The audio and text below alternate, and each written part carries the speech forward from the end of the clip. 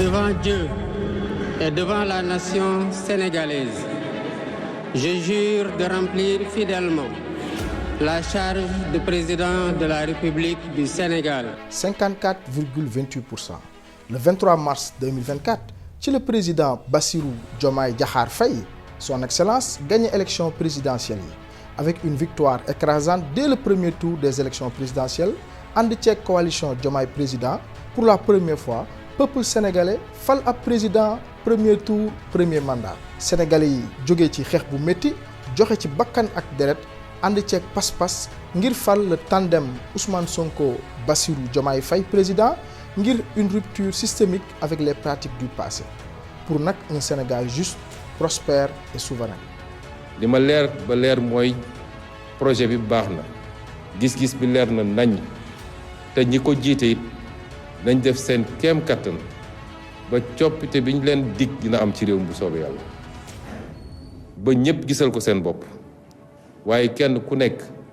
jox nañ la cër joxuñu la cër jox nañ la ndomb tànk joxuñu la ko kenn ku nekk na xam ni ñoo bokk réew mi. mais dafa ma intéressé woon ma xool ci weer yu njëkk yi nan la ñuy defee ma remarqué dans un premier temps un Ousmane Sonko boo xam ne. Il a tout fait pour se mettre derrière, bàyyi le président de la République parce que après tout Bassirou Diomaye Faye la ñu fal président mais boo xoolee mbir yi ni muy doxee lu ñu gën di dem da ngay gis un premier ministre boo xam ne dafay gën a affirmé wu un premier ministre boo xam ne dafay occuper plus d'espace un premier ministre boo xam ne finalement moom mooy le plus grand bouclier du président de la République tey jii soo xoolee Sénégal ni muy doxee les critiques les plus acerbes kenn du ko jëmale ci Bassirou Diomaye Faye ci premier ministre am Ousmane Sonko lañ koy jëmale ma jàpp ne loolu c'est une excellente chose. Pourquoi? Parce que depuis toujours dañuy wax ne way premier ministre fusible président de la République la moom moo ko war a protéger mais mësuñu am un premier ministre boo xam ne dëgg day protéger le président de la République. damay wax ne d'ailleurs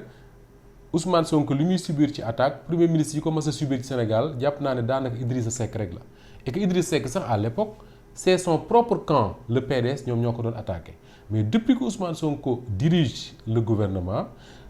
boo seetloo wala boog c'est très rare su ma sañee sax ne amul gisoo ay attaques yu ñuy jëmale directement ci président de la République ma jàpp ne loolu lu am solo la parce que un président de la République a besoin d'être protégé mais leneen li nga xam ne daf cee am solo parce que on parle très souvent de Ousmane Sonko mais du ñu wax dëgg Bassirou Diomaye Faye li nga xam ne posture président de la République bi mu yore te ma jàpp ne c'est absolument intéressant ñi nga xam dañuy def science politique ñu koy interroger di ko analyser di ko décrypter li ma bëgg a wax mooy su fekkoon ne dafa choisir moom Bassirou Diomaye Faye nekk un super président qui remplit tout l'espace su boobaa moom ak Ousmane Sonko seeni tànk dina dëggante xaw ma nu ñu ko war a waxee ci wolof bu leer mais en tout cas ils vont se marcher dessus mais da nga gis benn président de la République bu ñu tuddee Bassirou Diomaye Faye boo xam ne dafa jël hauteur ci mission bi nga xam ne moom lañ ko dénk en même temps il se met en retrait et loolu li ko mën a maye wala boog li ko maye mooy intelligence su président de la République bi ñu yore. Premier ministre Ousmane Sonko le 5 avril 2024 ci la formé un gouvernement composé de 25 ministres et de 5 secrétaires d'État mu nekk nag ab rupture systémique bi peuple sénégalais yi doon xaar ci seen ay njiit. mu delloowaat ay officiers de l'armée ci poste régalien yu mel ni ministère de l'intérieur ak ministère de la défense mais aussi mu dolli ci ay personnages yu nekk société civile bi ñu ràññee leen ñu nekk ay boroom xam-xam am expérience pour que gouvernement bi mën a doxal axes yi nga xam ni président Diomaye Faye moom la leen jox ci 5 axes prioritaires. ngir li nga xam ne lii moom la ñu diggoon Sénégalais yi ñu taxawal ko nee nañ ko respecté loolu mooy yaakaar gi Sénégal yëpp am. ci teg ko ci équipe bi muy président Bassirou Diomaye Faye ak premier ministre am ak tamit gouvernement bi ñu taxawal ngir ñu liggéey ñun ñëpp jàppalante ngir sénégalais yi li ñuy xaar ci ñun ñu def ko. Depuis le 9 avril 2024 datu premier conseil des ministres ba tey jii 100 jours dox na dawal nañu lu toll ci 14 conseils des ministres plus de 5 conseils interministériels ñu jur plus de 227 directives. bu ci nekk doon ab saafara ci problème sénégalais yi mais aussi tàmmale tëggaat sunu économie ngir soppi dundu sénégalais yi. également ñu am premier ministre ak ay ministres yoo xam ni di def ay descentes sur le terrain mu nekk nag ay ministres yu accessibles. réforme institution yooyu maanaam naka la ñuy doolelee li ngan ko réew mi déjà am exemple buñ ca bëgg a joxe te yàgg ko wax tamit mooy man mii bés biñ ma fale ba def ma président de la République ma prêter serment ci laa décidé ne cërub ndombal tànk secrétaire général Pastef les Patriotes bi ma tàkkoon tekki naa ko bés ni ko tey pour doon président boo xam ne dafa tëddee njaaxaanaay ngir ñu jëmale ci waxtaan yi nga xamante ne dafay dalal maanaam espace politique bi. xam nga président Bassirou Diomaye Faye su ko neexee tey mu fëgg dënnam ne def naa ci Sénégal loo xam ne amaguñu président bu ko def mooy fal nañ ma yoroon ay responsabilité ci sama parti bàyyi naa responsabilité yëpp ne nekkatuma ci ay instances léegi président wu Sénégalais yëpp la moo tax ma ne la c'est bien qu'il se positionne comme le président de tous les Sénégalais et non le président d'un camp. Parce que je vois mal président de la République dem di participer à des réunions de PASTEF ñëw fa comme un simple cadre de PASTEF wala comme un secrétaire général de je ne sais quoi le président du parti toog nekk son premier ministre ça sonne même pas bien. soo xoolee d'ailleurs Abdou Diouf bi muy jeexal son mandat en 2000 dafa bëggoon a bàyyi bokk ci les instances du PS. waa PS bañ ci lañ créé le poste de premier secrétaire du PS jox ko Ousmane Tanor Dieng Abdou Diouf nekk président du PS mais Abdou Diouf n'a jamais quitté le PS comme ni ko Diomaye defee Macky Sall Ablaye Wade ñëw continuer pendant tout son règne mu nekk président de la République secrétaire général national du Parti démocratique sénégalais pendant tout son règne Macky Sall ñëw ñu wax ko mu ne wéy moom mënul bàyyi partem day continuer nekk président APR il a été président de l'APR pendant tout son règne tey jii pour la première fois on a un président qui n'est président d'aucun parti politique et ça c'est une excellente chose pour la démocratie de notre pays ça nous donne de la visibilité par rapport aux partis politiques ak seen traitement bi nga xam ne moom la leen autorité amel beneen bi mooy pendant ces 100 jours là man de journaliste là et je suis satisfait de constater que ni ci réunion président Bassirou Diomaye Faye gisaguma fi journaliste bu ñu inquiété wala ñu poursuivre ko simplement parce que dafa wax jëme ci président de la République wala dafa wax jëme ci premier ministre am ñi ma fi gis ñu inquiété leen c'est des gens yoo xam dañu tuddee seen bopp xëy na ay activistes wala leneen di yëkkati wax ju ñaaw di ko jëmale ci ay doomu aadama wax ju ñaaw kooku mënti jëmale na nekk président na nekk premier ministre na nekk keneen ak ku mënti doon Sénégal kooku dafa am dañ ko ameel àqu poursuivre ki nga xam ne moo ko wax ju ñaaw c'est pas un problème pour man beneen bi mooy journalistes yi nga xam ne ñoom lañ fi xaw a inquiété ba convoqué leen et tout c'est pas que dañu wax seen opinion mais dañu joxe une information boo xam ne on considère que c'est de la diffusion de fausses nouvelles et ñun journalistes lañ on sait ce que cela veut dire une fausse nouvelle et on sait les conséquences yi nga xam ne moo war a topp ci fausse nouvelle donc pour man c'est satisfaisant de constater au moins que ni les journalistes ils ont la liberté de faire leur travail même ñi nga xam ne dañu contre le régime et contre leen ouvertement amul benn mbir buñ teg seen kaw et loolu man je suis bien placé pour le dire parce que je dirige une chaîne de télévision et de radio boo xam ne au moins 4 d'entre nos éléments jàpp nañ leen ñeneen ñu yóbbu na leen kaso ñeneen ñu garde à vue leen pendant des mois pendant des jours simplement parce que dañu wax seen xalaat Pape Ndiaye dem na fi kaso Cheikh Bara Ndiaye dem na fi kaso Thioro Maxu Mandela dem na fi kaso te ñoom ñëpp seen seul tort mooy dañuy liggéeyee Walfadjri di wax xëy na à l'époque loo xam ne da doon arranger le Pastef de Ousmane Sonko Pape Sané garde à vue nañ ko fi pendant pratiquement 10 jours avant ñu koy libérer simplement pour avoir défendu le général Jean-Baptiste Tine man mii di wax ak yow j'ai été convoqué devant les enquêteurs de la sûreté urbaine de 10h à 19h simplement parce que je suis le directeur de Walfadjri amul leneen lu ñu ma doon reprocher mais loolu boo ci génnee ñëw am benn régime boo xam ne pendant 3 mois gisoo ñu inquiéter sa beneen confrère pour des choses comme ça mais da nga naan c'est déjà satisfaisant mais soo nee liberté individuelle da ngay wax liberté d'opinion da ngay wax liberté d'expression da ngay wax liberté de conscience da ngay wax sax même liberté de religion mais li ma intéressé man journaliste mooy surtout la liberté d'opinion la liberté d'expression la liberté d'informer c'est-à-dire que cette possibilité bi nga xam ne moom laa am tey mën a toog fii ma toog gis lu ma war a wax ci réew mi ma wax ko te dara du ma ci fekk tant que maa ngi koy teg ci ay chartes mais il faudrait que le président Bassirou Diomaye Faye ak son régime comprendre une chose mooy c'est bien ñoom ñu respecter les libertés mais c'est encore mieux ñoom ñu protéger les libertés xam nga lan mooy protéger les libertés mooy fexe ba journalistes yi par exemple c'est un exemple que je donne mën na concerner d'autres Sénégalais gouvernement fexe ba ñu am liberté wu di informer ni ñu ko bëggee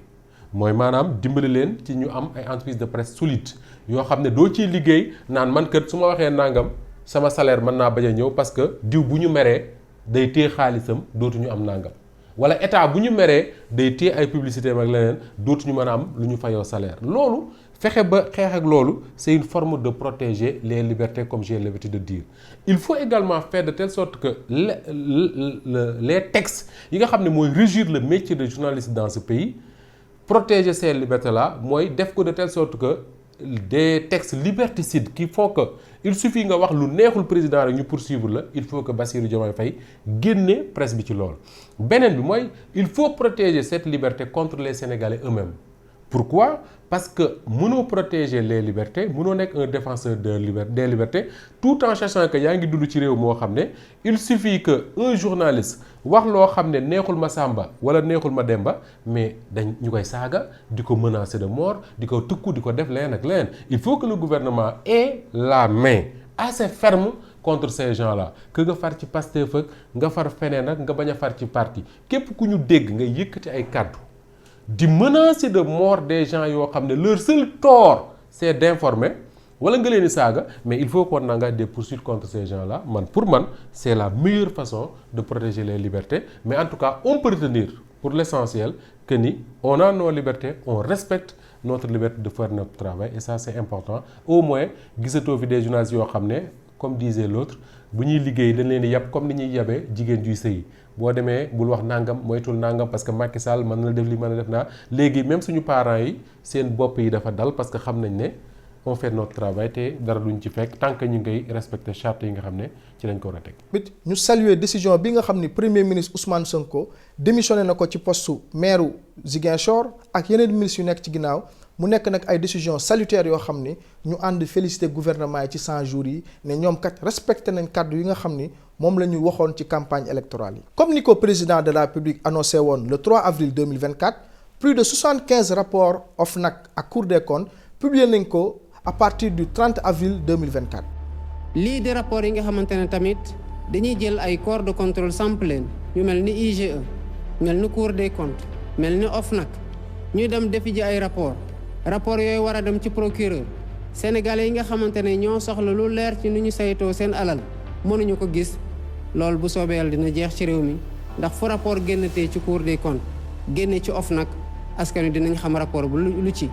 buñ ko dee yóbbu ci yoon nag dinañ ko yóbbu ci yoon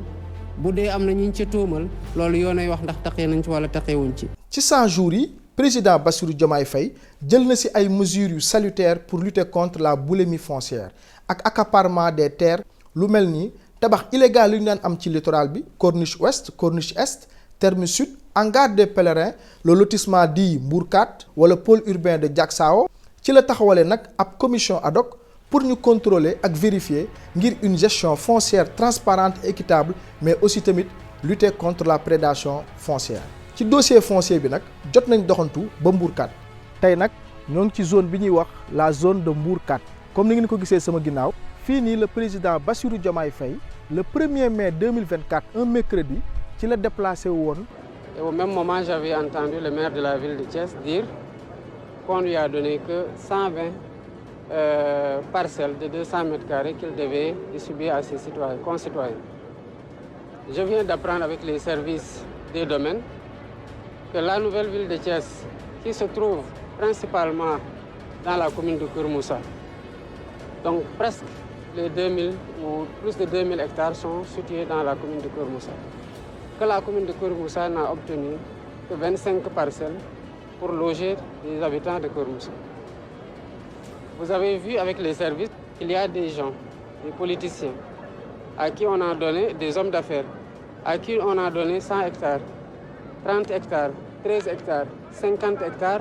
et même pour l'un d'entre eux, on parle de 200 à 300 hectares. Pour fàttali Mbour 4 moo ngi juddoo ci forêt classée bi nga xam ni moo nekkoon la forêt classée de Thiès bi nga xam ni président Macky Sall le 3 février 2023 ci la ko déclassifié décret 266 2023 mu daal di koy déclassifié pour tabax fi la nouvelle ville de Thiès mais malheureusement ñun ñëpp xam nañ fii nu mu mujjee waaye nag duñ fi jógee te demuñ seeti le président du collectif des impactés de Mbour 4. maa ngi tudd nag Pape Cissé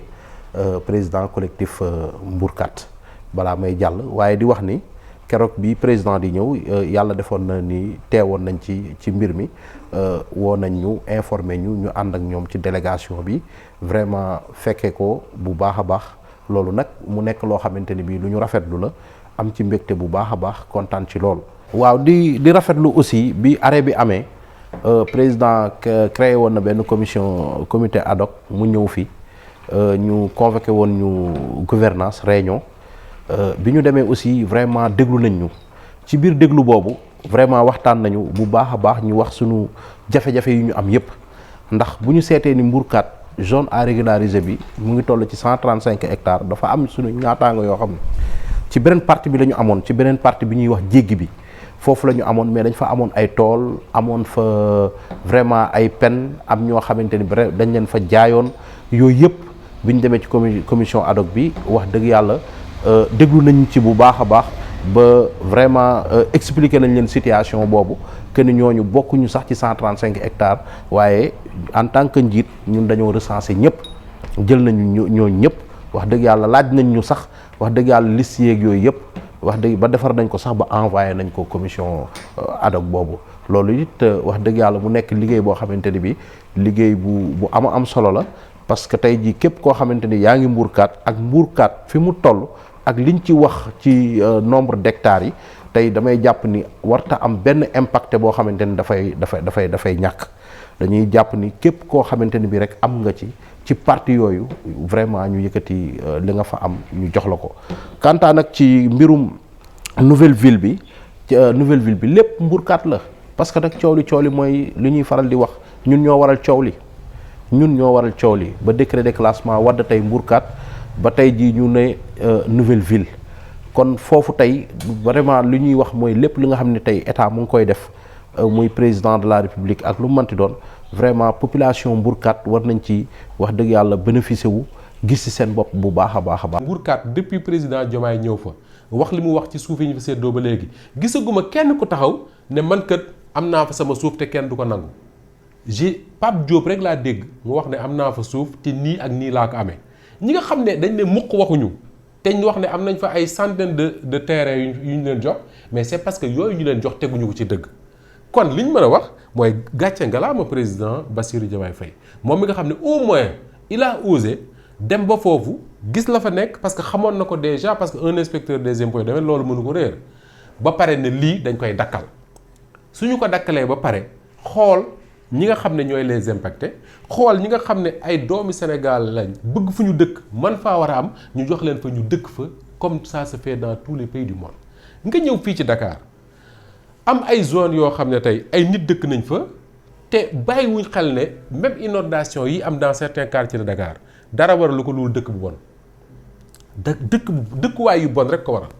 pourquoi parce que dëkk ngi nii boo xam ne depuis tubaab bi ba léegi sax dafa am ay yoon yu ñu dagg ne fii ndox daf fiy jaar kenn warul fee dëkk am ay quartier yoo xam ne du mën a ay quartier ay terrain ay hectares yoo xam ne tubaab bi dañ ko fay bàyyi ne fii waruñu fee dëkk c'est des zones non aedificantes yi parce que soit day protéger nit ñi contre avancée wu géej gi day protéger nit ñi parce que bu ndox amee bu tawee ndox yooyu fa la ñuy dem taa soo déggee quartier bu mel ne zone de captage damay dégg Georges Nesta Diop muy wax ne mais bu ñu nee zone de captage mais c'est pas pour capter ay nit wala muy capter ay bâtiment zone de captage dañ ko fa bàyyi woon ne kenn du fa dëkk parce que ndox yi doon jugee ci yenn quartier Dakar yi comme Grand Yoff comme Yoff ak feneen su wàccee ba zone de captage foofu lay taa kenn dëkk fa woon suuf rek la pendant des heures voire des jours suuf si naan ko mu dem wala leneen jëlee ko fa ndox mi kon ne dem mais zone de captage boobu bu fekkee dañ ñëw def fa ay kër te je dis zone de captage mais y a pas que zone de captage y a plusieurs quartiers de Dakar yoo xam ne loolu moo taxoon ñu bàyyi ko kenn dëkku fa nga fay romb tous les jours di ko gis kenn du fa dëkk mais ces zones là su fekkee ne dañu xëy suba ñëw def fa ay kër ay nit dëkk fa mais bu tawee ndox mi bu wàccee mais amatul fu mu dem fan lay des ci biir kër yi te loolu mën nga ko remarquer fu nekk tey jëlal zone bu mel ne fi ñu tuddee la bande des filaos de Guédiawaye mais dañuy wax ne dafay protéger la Guédiawaye contre l'avancée de la mer et c'est effectivement vrai mais ñi dëkk foofu boo leen laajee mën nañ la wax ne bu daan taw da ngay toog par exemple sa balcon di xool ndox mi muy wàcc di dem nga gis ne ndox mi yoon la bu muy jaar di dem fenn mais foofu bu ñu ko ñëwee tabax fa ay kër ndox mi copain fan lay jaar fan lay des fudul ci kër yi. moo tax ces zones là le président de la république bokk ci les premiers actes yi mu posé mooy ne nañ ko arrêté bu fa kenn dëkkati je dis que c'est très bien bu ñu demee ba toog ba waxtaan ak ay environnementalistes waxtaan ak ay experts ñoo xam ne xam nañ mën nañ ne zone yooyu mën nañ koo tabax dëkk fa dans telle ou telle autre condition te loolu am na ci réew yu bari nga gis comme Dakar ay immeubles yu taqaloo des immeubles de 10 étages yëpp taqaloo ça n'a pas de sens xel moo ko nangul tey war nañoo fexe ba fu mel ne fii nekk ci aéroport Dakar bi nga xam ne leer na ma ne autorités yi dinañ xool lan moo fa nekk mais tey kër yi nga xam ne moom moo fa nekkoon Macky Sall toog fii ne jox na ko CDC mooy caisse de dépôt et de consignation ñuy jaayee terrain yi ay 50 millions ay 75 millions ay 100 millions ça veut dire que ni pour un fonctionnaire sénégalais un fonctionnaire normal yow mënoo faa dëkk parce que amoo ko mais foofu pour man état bi bokk na ci ñi war a dellusiwaat comme ni mu dellusiwaatee ci Mbourkat pour ñu xool dans ces zones là comment est-ce qu'on peut faire pour que mu nekk ay zones yoo xam ne du da ngay am alal rek pour dëkk fa mais tabax ko noo xam ne ay nit dinañ fa dëkk mais mu intégrer li nga xam ne tey tous les centres urbains du monde dañ koy intégrer mooy un cadre de vie boo xam ne nit ñi dinañ fi mën a épanouir. On parle déjà